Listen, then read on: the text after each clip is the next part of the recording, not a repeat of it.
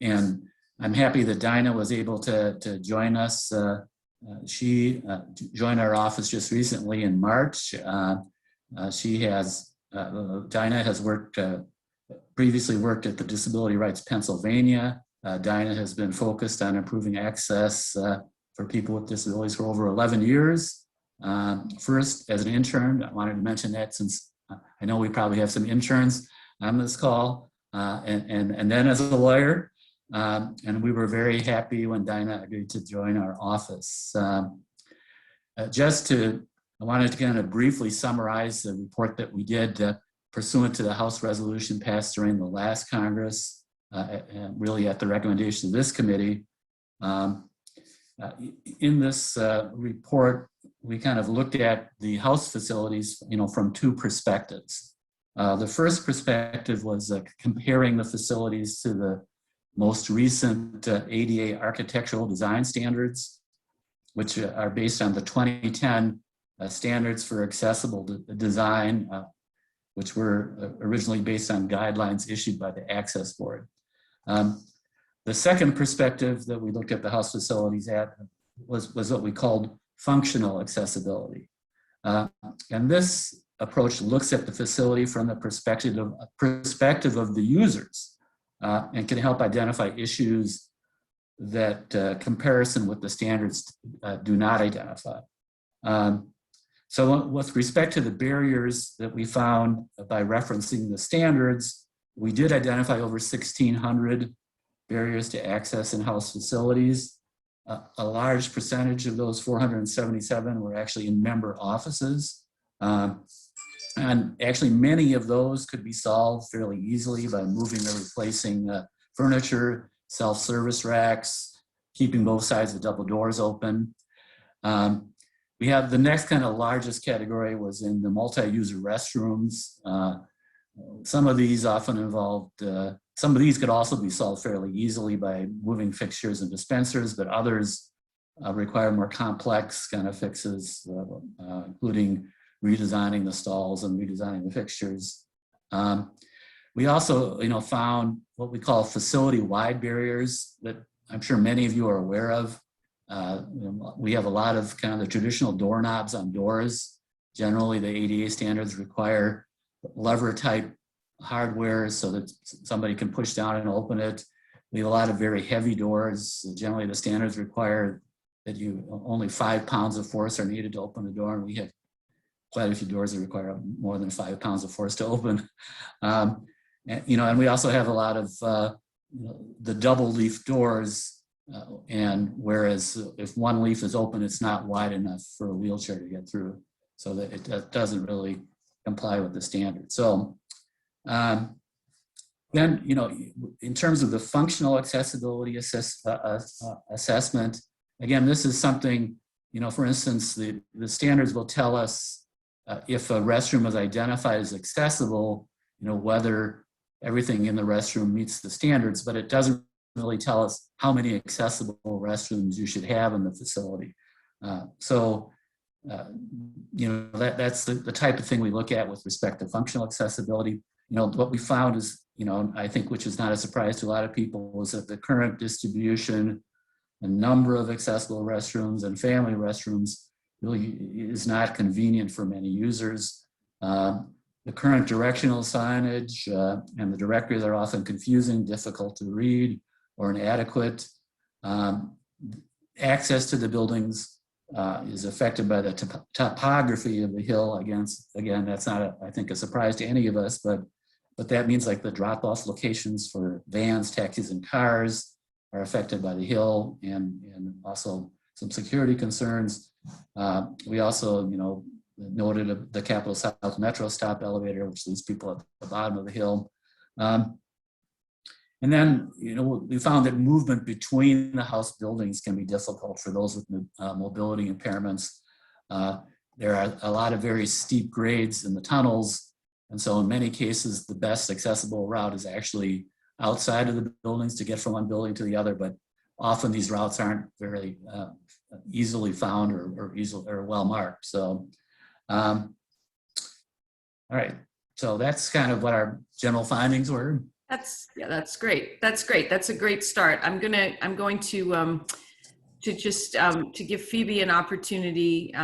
Phoebe, you work on these issues every day for the committee, and you also live them. And I'm wondering whether you can talk a little bit about your work, but also some strategies that offices may use to help ensure they're fully accessible.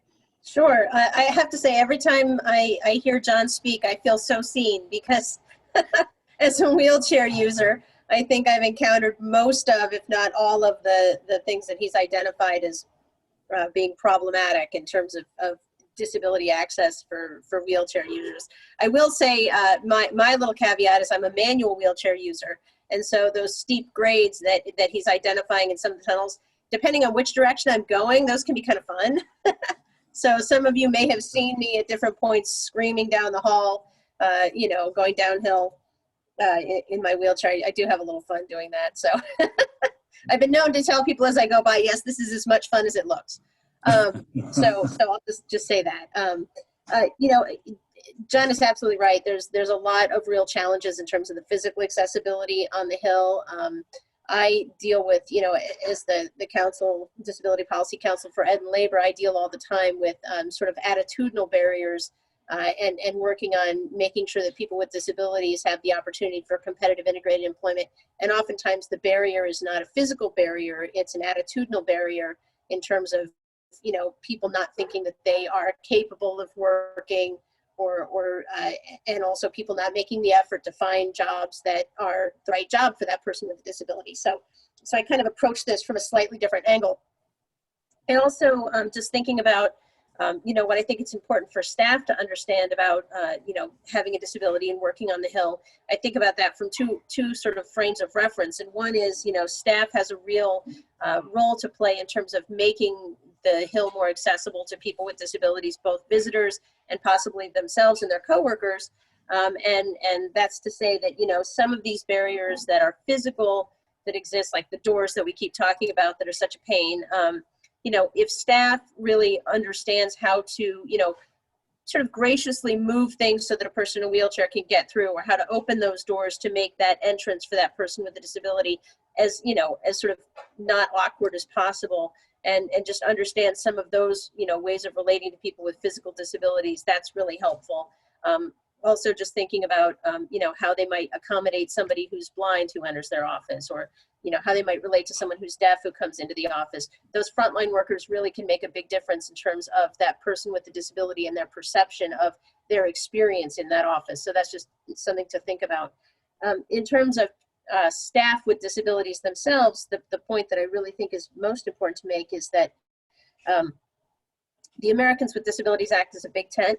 And so there's a lot of you out there who may or may not think of yourselves as having a disability, but who may actually have a disability. And especially with, you know, the rise in things like anxiety and depression that we've seen throughout this pandemic, those things can often be disabilities, you know, for which you're entitled to a reasonable accommodation, which means you can tell your employer, look, because of this impairment that I have, this medical condition, which can, again, be a mental health condition or learning disability, any number of hidden disabilities, because of this, I'm having a problem at work, that raises an obligation on the part of the employer to start the interactive process and try and figure out an accommodation that will make it so that you can actually perform that job. And obviously there's some nuances there in terms of the employer is able to, you know, ask for medical documentation if the disability is non-obvious and things like that. But it's just important to know that, you know, if you're struggling at work because of something that you think might be a disability, you really, you know, I think it probably benefits you to start that process, although obviously the decision whether or not to reveal a hidden disability can be a deeply personal one that people should, you know, sort of weigh their own feelings about. So those are kind of the high level things that I wanted to get on the table, and you know, happy to talk more, and looking forward to some questions too. That's really helpful, Phoebe. Thank you, just for that sort of initial level set. And I think, you know, there's some issues there that we can dig into a little bit, I think, in the Q&A. But Elle, I'm wondering if you could talk a little bit about the Office of Employee Advocacy and the resources that are available to help staff work through some of the challenges they encounter if they are encountering discrimination as a result of a disability. Thank you, Betsy, and thank you to the other panelists. Also, thank you for your patience as I was finishing another panel before joining today. It's my pleasure to be here and speak with everyone, and I think I'm a good segue after Phoebe, because Phoebe has identified the area in which we really do assist employees, and that is upholding their disability rights. The mission of our office is to assist House employees, any employee of the House, paid, unpaid interns, so that we provide quality legal counsel, advice, and representation in matters covered by the Congressional Accountability Act. And the Congressional Accountability Act, or CAA, encompasses the ADA and the Rehabilitation Act. And so our goal is to help promote a productive congressional workplace by upholding employee rights, minimizing distractions from personnel issues, and creating an environment free of harassment and discrimination, including disability discrimination. And what we find is, like Phoebe said, the ADA is a big tent. Many people may not know that they have a disability or something that qualifies. And like she said as well, it doesn't have to be patent. It doesn't have to be open and obvious, especially with COVID-19 and just regular stressors. We do see a lot of anxiety, depression, ADHD, ADD, focus issues. All of those things are things that do qualify as disabilities with which we can help. And Phoebe also talked about attitudinal barriers. Sometimes it's not just the attitude of, with people who have a disability. Sometimes people are perceived as having a disability, even if it's not a qualifying condition, and we can help in those instances as well. Phoebe talked about the interactive process. The role of our office is to provide advice and consultation, and if need be, and if the client wants to disclose that they have a disability, also to provide representational services if they want us to. And a lot of what employee advocacy does is we're involved behind the scenes, and we know that some people don't want their employer knowing that they're speaking to an attorney. So we do a lot of ghostwriting. We prepare correspondence for the employee to send under their own signature, or under their own signature block, so to speak, in an email. We can, if they don't want to put something in writing, even though we always encourage them to do so, because the legal mantra is if it's not in writing, it didn't happen. So put something in writing in an email where you're letting someone know that you have a health condition. And again, it can be physical or mental health condition. And if you have a health condition and you want assistance in performing the essential functions of your job. And so what the law requires that someone be allowed to perform their job if they can do so with or without an accommodation. And so we help employees initiate that interactive process, understand their rights in terms of they can ask for specific accommodations, and sometimes the employer will grant those specific accommodations, and other times an employer may grant different accommodations than that was requested, because they just need to be reasonable accommodations, not specifically what the employee asked for. And cost, is typically not a factor in determining what is reasonable in the federal government. And we also want employees to understand that the accommodations aren't always a piece of physical equipment. Sometimes people think, oh, I only can get an accommodation if I need a specific kind of chair or reading software or a door to change access. So we focus on the employees themselves, not public accessibility, but accessibility for individual employees to be able to do their jobs. And that can mean a change in schedule. For example, adjusting a schedule if someone's on medication and it makes them tired or lethargic in the morning, but they can still do work, but they can't get up and out. Maybe they need to telework in the morning, or maybe they need to shift their entire schedule. So instead of starting at 8 a.m., they start at 10 a.m. and they go through 7 o'clock instead of going through 5 o'clock. So, or it could be something as simple as, let's change the policy that it demands a 3-day advance notice for sick leave so that I can request sick leave at the last minute. We also find that employees often focus on everyone else and not themselves. They may say, oh, well, I don't want it to appear that I'm getting preferential treatment, and so they don't want to assert their rights. We talk them through those things, and also that difficult decision that Phoebe identified about, should I come forward and disclose that I have a health condition? We always think in most cases it's beneficial for them to do so, because that's job protection for them and allows them to hopefully keep a job that they want with accommodations, and most employers are accommodating. There are outliers, but most employers that can be, we can help educate them through our clients that each employee is valuable no matter what their health condition may be. Thank you. That's a really helpful sort of initial outline. I know just from talking to you that, in leading up to this brown bag, just the incredible wide range of support that you provide to staff. So thank you to all three of you for what you do. I guess you've touched on this a little bit. Let's start with Phoebe, but others I think may have a contribution. How does someone know if their health condition might qualify as a disability? Should they be in touch with the Office of Employee Advocacy and to talk through it? Or, should they be talking to their doctor? And how should they think about potentially, this is really a two-part question, how should they think about potentially disclosing that? I think, each of you may have some thoughts on that. I will also say, before you answer, I would like to encourage our guests, our participants, to put their questions in the Q&A.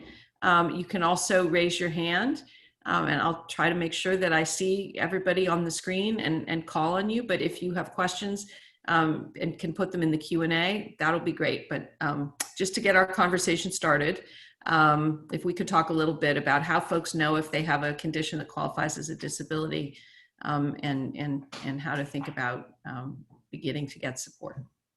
Right, and hopefully.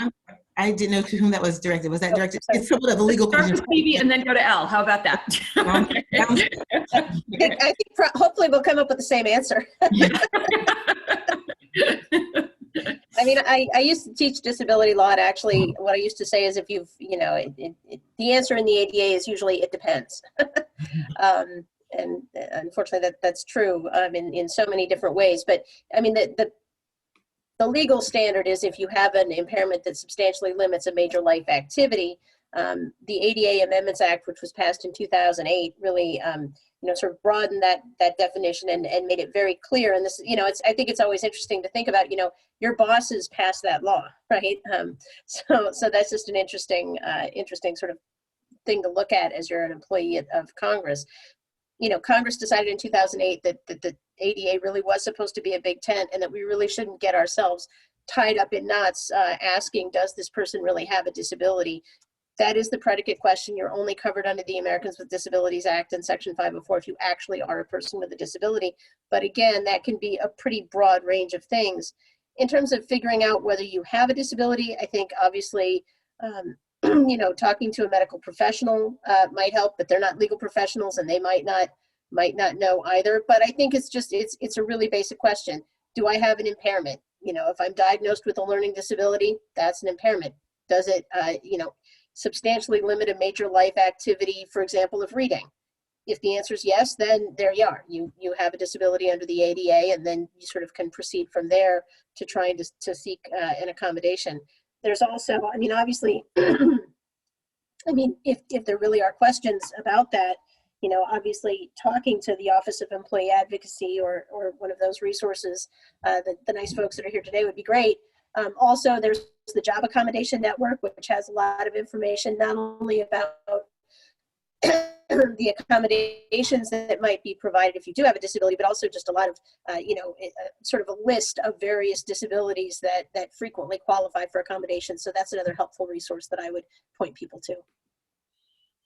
And piggybacking on Phoebe, so I may be biased, but yes, please come to our office. We're no charge to congressional employees, paid and unpaid employees, and so we can help you with that process, because almost any health condition you experience can impair a major life activity. Most health conditions will end up being considered a disability. And we've talked a bit, quite a bit about the ADA, but I also want to invite and encourage everyone to also think about the Family and Medical Leave Act, which is not, specifically directed towards disabilities, directed to health conditions, but as often, for us, for our office, we often see those side by side. If someone comes to us with an FMLA question, a question under the Family and Medical Leave Act, we also start asking the question about, and will you need a reasonable accommodation or any kind of accommodation, even if it's a short-term health condition. If someone comes to the office, maybe even for a short period of time, they may need an accommodation, even if it's not a persistent disability or health condition. So come to our office. We can help answer the question. Phoebe's absolutely right. It just has to substantially impair a major life activity. It could be something as, breathing, thinking, focus, walking, of course. But sometimes people don't think about, oh, wait, thinking, my ability to focus, my ability, dyslexia, my ability, to read, and cognitive disabilities, abilities, emotional regulation. So if someone is depressed, if someone has anxiety, if that's a major life activity, to be able to regulate your emotions. Anything, psychological, neurological, all of those can be qualifying health conditions. And then, like I said, if you think about the Family and Medical Leave Act and the definitions there, then because we also want to make sure that people have job protection through getting that 12 weeks of unpaid or paid leave, depending on your business unit, on your house office, to tend to your health condition. And so under the FMLA definition, it just needs to be an illness, a serious illness, injury, impairment, similar to the words of the ADA, physical or mental condition that requires inpatient care at a hospital, hospice, nursing facility, or continuing treatment by a healthcare provider. And typically, just so you know, minor ailments such as the flu or common cold or headaches, routine dental problems, those are not considered serious health conditions. So we do look at, to those indicators such as, is there continuing care by a health provider? And it doesn't have to be inpatient, and it doesn't have to be, oh, well, I have to see the doctor every week. It's just, is it the kind of condition that does require some kind of treatment, and that you may need treatment? COVID symptoms and COVID effects, that could be a condition under the FMLA, even though it may not be necessarily considered a disability under the ADA. Gotcha. And John, can the Office of Congressional Workplace Rights also provide assistance to staff who are in need of accommodation? And what are the different types of support, if you can talk a little bit about that and how they might differ from some of the things, some of the support that Elle might be providing? Sure. I mean, certainly, for something that would be considered an employment discrimination matter, kind of the way the CAA is set up is that that's handled through our administrative dispute resolution process. So if a staff member went to Elle's office and they could file a complaint, and that would be processed then through our system with either, they have a choice then whether they want to go to the district court or whether they want to use the administrative process. But the other way that we help, and we often, the general counsel doesn't investigate employment discrimination claims, but we do look at access issues even for staff members when they're confronted with issues in other offices. So for instance, if a staff member has an issue with the screening that the Capitol Police does, when they enter the building, that isn't something that their employing office really has any control over, but we have in the past, worked with them to modify their procedures, to accommodate, say, somebody who's a cane user, who needs to sit down to have their cane scanned. I mean, and their process is not to, their normal procedure is not to have a chair there. Well, to have a chair available so that, that staff member can sit down and have the cane scan, and then it can be given back to them and go through it. So often we work kind of where things kind of fall before the cracks, where we have so many different offices that do different things for employees and things that the immediate employing office really can't help with. So the other way we can help is that if there is like a accommodation that the architect is going to do, like put in a ramp in an office, the standards require that, the law requires that it complies with the standards. So often we'll come in and make sure the architect, is addressing the particular issue in a way that's in compliance with the standard, so that the ramp meets the standard, or if the ramp is not the right thing to use, if a lift is going to be a better alternative, to put in a lift. So those are things that we can help kind of, besides what the using our dispute resolution process. So thank you. That's really helpful. We've talked a lot so far about supporting staff, but of course we all, particularly in personal offices, have constituents coming, or did and hopefully will again soon, have constituents coming to our offices both in DC and in the district, and oftentimes they may need accommodation, but we don't always know that until we get there. I'm wondering, how can we think about staff ascertaining the need for accommodation for visitors in advance, and just how can we think about helping them navigate the barriers to access that still exist, despite, you know, a lot of good work that's gone on over the last 25 years. You know, there's still accessibility issues, as Phoebe issued. John, and then I'd love Phoebe's thoughts on this too, because I know she has. I think maybe I think this might be one. Maybe I'd like Dinah to kind of start. Sure. I mean, Great. She's been working on these issues, so Great. Yeah, so I will provide some specific tips, but I think to your question of what about ascertaining what can be done to support somebody in advance of a visit, I think asking people with disabilities what they need is always a good practice. I think that can be done in advance. I think if someone is scheduling a visit, I think perhaps it could be incorporated into your procedures to ask anybody, do you need an accommodation to participate in the services of this office? And that way, if someone says, oh, I have this transportation issue that you can maybe help with in terms of where someone should enter the building. I know that that is a big issue. That kind of thing helps if you are prepared before the person comes. And by asking everybody if they need an accommodation, you can uncover that need, hopefully. I think there are a number of things that can be done ahead of time, that just should be done. Because who knows who is going to come into the office, right? And so I'll say that a lot of this is available on our website on ocwr.gov. We have a video as well as some tips on how to self-evaluate office space and identify and remove barriers. But since a lot of the barriers that John mentioned that we see are things that can be really easily solved within an office by office staff, I'll mention a few. So doors were touched on a couple of times. And the standard is that doors need to have a 32-inch wide opening. And as was said, this might mean opening both leaves of a double-sided door. It can be best practice if this is possible. I know it's not always due to security and other factors, but to prop doors open, that avoids a lot of issues in terms of door width, door hardware, the weight of doors to open, as John mentioned. So if they can be safely propped open, that can solve a lot of headaches.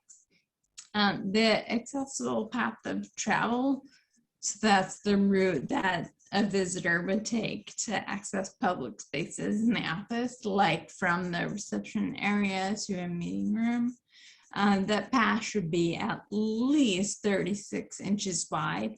And so often this just might mean moving furniture to achieve that path. Another thing that I think my internet is going in and out. Can you still hear me? Yep. You're going in and out, but we can hear you pretty well. Okay, maybe I'll stop my video just in case. Okay. If that helps. Just rearranging items so that someone in a wheelchair can reach them. We often see things like a sign-in sheet or hand sanitizer pump placed up on a really high counter. So the standard is that this item should be no higher than 48 inches and no lower than 15 inches off the floor. And there should be a clear floor space at those items, so 30 inches wide by 40 inches long, so that someone in a wheelchair can go up to them and access them. One last thing I'll mention that I think is really important, that is unfortunately often overlooked, is that staff should know how to get to the nearest accessible restroom. I know that's an issue in a lot of our facilities, just finding accessible restrooms. So if someone can ask staff, and,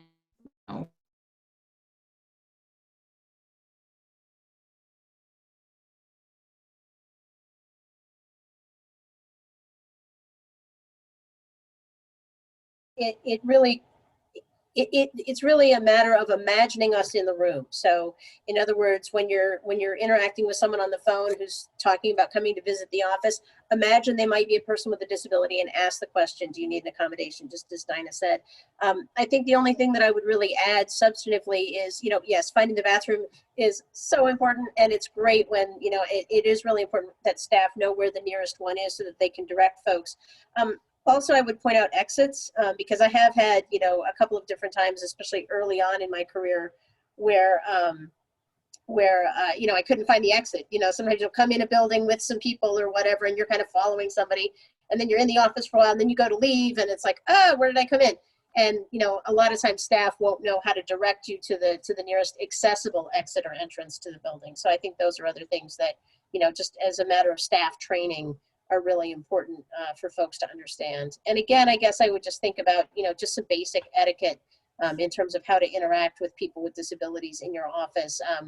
And obviously, this varies, from person to person, but, there are, and I'm not going to go into a lot of detail, but, obviously as a person in a wheelchair, standing right over someone who's in a wheelchair, generally not considered good form. It's best to step back a couple paces so that you can look them in the eye. I personally don't like the thing where people sort of kneel down next to your chair. I find that condescending. Some people might not mind it, but I don't like it. So if you can either find a chair to sit in so we're eye to eye, or step back a little bit so we're eye to eye, that's good. I think just, again, as Dinah said, talking to the person with a disability and asking them what they need. So in other words, if you have someone, with a disability, and you think they might need something from, just ask them, and just be straightforward about those things is always the best way. And really listen to people and what they tell you. And if they tell you they need help with something, then try and provide it. If they tell you they don't need help with something, then definitely that's a good signal too. And that you should take that to heart rather than making a big issue of it. Yeah, and you all made the point to me as we were discussing and planning for today. If you just, as a matter of course, for every visitor, ask them if they need an accommodation, then you'll know, right? Mm-hmm. And if you ask everybody as a matter of course, then you'll know, and you can plan and make sure everybody has what they need. You can, although I will say, Betsy, I'm kind of I'm a bit of a, I don't know, I guess I'm a bit of a trickster that way, because even though I do use a wheelchair, if somebody asks me that, if possible, I've been in those buildings before, I know that I can get in the building, and and I don't need any particular accommodation. But you might be presented with somebody in a wheelchair for whom you need to open both those, double doors, because I don't necessarily consider that an accommodation. If I show up in your office, it should be accessible enough that I can get in. So. Agreed. Agreed. And yet some of them aren't, right? So, yeah. So, Elle, you and Phoebe both actually mentioned to me that sometimes staff may need help dealing with a health condition, but are concerned about the appearance of getting special treatment. If they find themselves in that situation, what should they do? What's the best approach? So we tell, and we encounter this often, and we don't only encounter it from staff worrying about preferential treatment. Sometimes they're coming to us and they feel fine about getting an accommodation, but what they're hearing from their employer or their supervisor is, well, we have to be concerned about the appearance of giving people special treatment, and they're concerned about the morale to the office. I was sharing with Betsy before the panel today that unfortunately we're handling a matter now where our client was terminated this week because he has a health condition, and they said, oh, and he had an episode related to his health condition, and then they said, well, it was bad for the morale of the office, and so we're letting you go. We never want to see that. That's horrific and terrible. Again, not most employers, but sometimes there are exceptions. And so what we advise our clients is, one, to protect your rights and to make sure you have what you need. You should feel comfortable coming forward and disclosing what your health condition is, your disability. And it's under the law, it's only if it's a health condition that's not patented that you want to keep private, only those with a need to know are supposed to learn about that. So managers, supervisors, those in the position to help you get your accommodation, it doesn't need to be shared with the entire office. So that, because some people are concerned with their privacy rights. But then they're saying, well, if no one in the office knows why I'm getting this, I have telework, or I have the Veridesk, or I have X, Y, or Z, then, or a relaxed policy regarding leave, then, how is that going to look? Or the employer is saying, how is that going to look? So how we advise our clients is, and it may sound a little harsh, but it's no one else's business.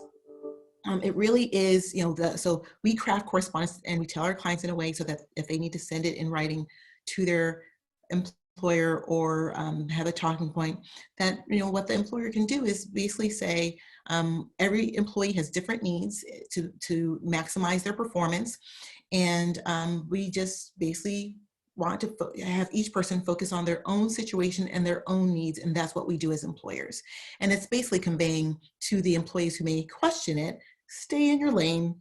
You don't have to be concerned about what other people are getting. Just be concerned about doing your work and doing your job, because it would be a true shame for someone to not get the help that they need because they're concerned with everybody else. And so that's how we advise them, again, that their employer, no matter what, is supposed to accommodate them, and it doesn't matter how everyone else feels about it. Again, not to trivialize everyone else's feelings, but we're adults. And people need to realize that they can't, it's not about keeping up with the Joneses. Oh, that person gets telework, so I should get telework. Not everyone has the same needs. And so that's how we convey that message. And what about for managers who may be, particularly newer managers, who may not ever have been in a position of management before, want to make sure that they're providing an equitable and accessible workplace, but may not know the resources that the House has available to them to help them make sure that they're doing that. What is the best contact for them? Would that be John? Would that be the Office of Employment Counsel? What should managers in offices do to make sure that they're providing the right level of support, the needed level of support for their employees? They should, sometimes managers do come to us and we let them know that they should go to the Office of House Employment Counsel, that's OHEC, or OCWR. And I'll let John and Dinah answer further questions about what OCWR can do in terms of ensuring, sometimes a safe workplace so that there are no hazards, including to people with disabilities. But the Office of House Employment Counsel is management counsel to assist with those issues as well. Gotcha. So we have that support on the other side. Yeah. Generally, we would refer managers to Office of House Employment Counsel, but however, we do work very closely with them. So often, quite honestly, most offices are very interested in accommodating people. I mean, it's certainly for our, when we've had public complaints, we've never had to go to litigation over those. I mean, employing offices almost always been more than willing to, well, what can we do to make this constituent happy? Obviously, there's some politics involved in, you don't want angry constituents. So, but a House Employment Counsel has always been very helpful, both in those cases and with, where there's specific issues with employees. So we, so it is kind of, but generally, a manager that comes to us, our first recommendation is talk to, Ann Rogers and her folks at Office of House Employment Counsel, and often we'll jointly consult with them in terms of what solutions would actually come up with. So Thank you. And again, just a reminder, if folks have questions, please enter them into the Q&A or hit the raise hand function. I think you can do that as well, because we do want to make sure that we're answering questions that folks who are attending have. One other question that has come up, and I think this is probably for Elle, is the Family and Medical Leave Act provides job protected leave if somebody has worked for congressional offices for a total of 12 months. But if someone hasn't worked for Congress that long, do they still have rights and protections under the ADA or under family and medical leave? So, the question is often a big question for many people, because people change congressional offices, and so sometimes they wonder, wait, I've worked for this office, but then previously I worked for a different office, and it doesn't have to be a member office or a committee office. They may have worked for the CAO, or they may have worked on the Senate side. And so one of the first things we tell people is that 12 months or a year working for Congress doesn't have to be consecutive, for one. So, and they I think the Department of Labor basically says they go back seven years. So you can basically, 20 years ago that you worked for them, probably not, it's not going to be counted towards that 12 months. But even if you took some breaks and you did something else in the private sector, or you worked for a lobbyist, or you did something else in the public sector, and then now you're coming back, we can accumulate all of that time that you've worked for any congressional office to meet that 12 months. And then there are other requirements that preceding the leave request, you've worked for 1,250 hours. So again, it could be full-time or part-time, so that you can qualify for the 12 weeks of leave, job protected leave under the FMLA. So that's the first thing. Now, if you don't have those 12 months and that 1,250 hours of work, you still have protections, because even if the FMLA doesn't apply, the ADA may apply. And so we go back to that question about, one, was there a serious health condition under the FMLA, but also is there a disability under the ADA? And there are no tenure requirements for the ADA. You can be a job applicant and have protections under the ADA. You got the job, you've been there for 2 days, then you just, during the actual application process, you did not disclose that you had a disability, and now that you're in the job, you want to disclose it and get an accommodation.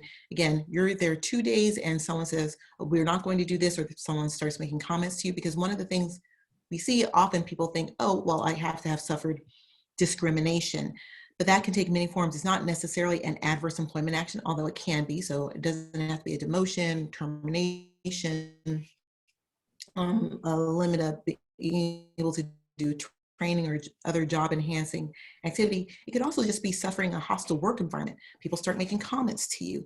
People start making you feel unwelcome. You have, or you're getting limited limitations, or not the same kind of job duties or at your level. So as soon as you become employed, or again, even as an applicant, you have protections under the ADA and the Rehabilitation Act, so that you should get accommodations, even if you don't have those 12 weeks of leave. Thank you. And then finally, I'm not seeing any questions from our audience. So this would probably be my last question, and then I'll just ask you all if you have any final comments. But one question that has come up has been around pregnancy. Does pregnancy entitle you to family medical leave? Does it entitle you to rights under other laws? What are people entitled to when they're expecting a child, and then or having a new child join their family if they're not pregnant, right? What are their rights? So I just answered the last question, but I'm happy to answer this one too, but I don't want to step on my panelist's toes. May I proceed, or does someone else want to take this one? Okay, I'll proceed. Okay, so pregnancy. So pregnancy is not considered a disability. There are pregnancy protections under other laws. So Title VII has a Pregnancy Anti-Discrimination Act, so you can't discriminate against anyone based on pregnancy under Title VII of the Civil Rights Act. But in terms of health-related reasons for pregnancy, if you have pregnancy-related conditions, preeclampsia or something like that, anything that requires a doctor's care, you need prenatal help. Some pregnant women have depression issues associated with pregnancy. All of those pregnancy-related conditions will entitle someone to FMLA leave, even if it's not, but not pregnancy itself. Again, pregnancy-related conditions and things that require care. And so prenatal conditions and also postnatal conditions. And so if you have postpartum depression or any other physical condition related to having just given birth, you're entitled to FMLA leave. And those don't typically end up rising to the level of a long-term, being considered a long-term disability, but they can be considered a short-term disability requiring reasonable accommodations under the ADA. So someone with postpartum depression can ask for a reasonable accommodation just like someone with any other condition. And when we talk about pregnancy, in FMLA, I don't want to limit it to people who have children biologically. People also have rights under the FMLA if they adopt or have a child foster. So the bonding, placement, or adoption are all covered by the FMLA, particularly under, so that's not particular to the question, is not pregnancy related, but I did want to address the issue of having a child as well. The FMLA was recently amended to add the Federal Employees Paid Leave Act, which gives a whole distinct category of 12 weeks of paid leave. FMLA leave does not have to be paid, even though some of our offices, to their credit, and which we like very much, do offer paid FMLA leave. But under the new law, the pregnancy-related leave, or the parental leave, I should be more specific, the parental leave does have to be paid leave. And so you get the 12 weeks as part of, still the same 12-week allotment, but you can get 12 weeks of paid leave for birth, placement, or for foster care or adoption. And that's for either parent. That's correct? for either parent, That's yes. for either parent. And I'm glad you said that, Betsy, because Yeah. so many times people think, oh, it doesn't apply to fathers. Of course it does. They get paternity leave, they get FMLA leave to care for and bond with a new son or daughter. Okay. And I just have to put in a plug. I've been working a lot since I joined the committee on the Pregnant Workers Fairness Act, which is a bill that would actually, if it became law, would actually apply the same protections under the ADA for pregnant women. So even if the pregnancy-related impairment that they have doesn't rise to the level of being a disability, they would be entitled to reasonable accommodations under the Pregnant Workers Fairness Act. So just had to put in a plug. Thank you for doing that. And thank you again for the work you do. John, Dinah, Phoebe, and Elle, I just really want to thank you again for the work you do, for joining us. The work you do makes Congress and our country a better place. And we're just really grateful to you and grateful for your help to the committee, helping us do a better job, helping Congress work better for the American people and the people who work in Congress. To our participants, we hope you'll join us again. Again, we do these brown bags on Fridays from 11 to 12 when Congress is not in session. Please don't hesitate to reach out to us with any suggestions you have for topics going forward, things that you think need to be addressed. We're here to help and we're here to hear from you. So thank you everybody for joining us, and everybody have a good weekend. Take care. Yes. Thank you. Yes. Thank you. Thank you so much. Thank you.